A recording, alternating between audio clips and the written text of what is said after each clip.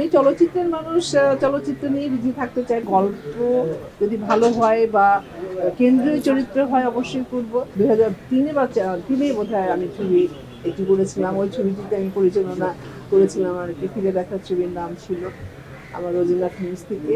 তবে হ্যাঁ, আমি চলচ্চিত্রের মানুষ, চলচ্চিত্র নিয়ে বিজি থাকতে চাই। তবে অবশ্যই এখন অভিনয় করছি না, তবে আমার স্ক্রিপ্ট লেখা আছে, ছোট্ট ভাই লিখেছে।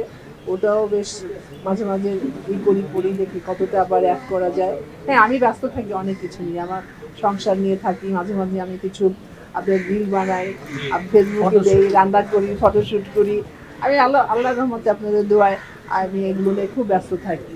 আমার লাইফ স্টাইল এটাই।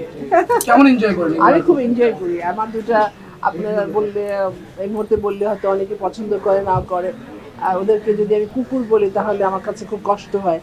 হ্যাঁ, আমার দুটা ছোট ছোট পিচ্চি আছে, ওদেরকে যে সময় কাটে। আমার বাসাতে কিছু গাছ আছে, ওটা আছে সেটা আছে, সব কিছু মিলিয়ে আমি খুব এনজয় করি আল্লাহর রহমতে। আমাকে তো অভিনেত্রী হিসেবেই তো দর্শক চেনে, তাই না? ওইভাবে ওটাই আমার বেশ মানে মন পরিচয় আর কি, তাই না?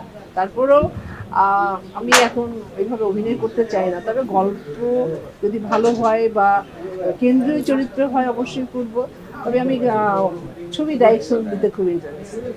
কেন এলিমেন্টকে ওরাও তো আল্লাহর সৃষ্টি, হয়তো কথা বলতে পারে না, তাই না? ঠিক আছে, ওদের তো খাওয়ার দরকার, ওদেরও তো যত্নের দরকার। এটা কি বল, অবশ্যই মানুষের দরকার, কিন্তু এলিমেন্ট বলছেন যেটা পশু পক্ষী, এটা কি ভালোবাসা উচিত না? এদেরকে যত্ন করে রাখা উচিত না? ওদেরকে শেল্টার দেওয়া উচিত না? আপনি কি মনে করেন?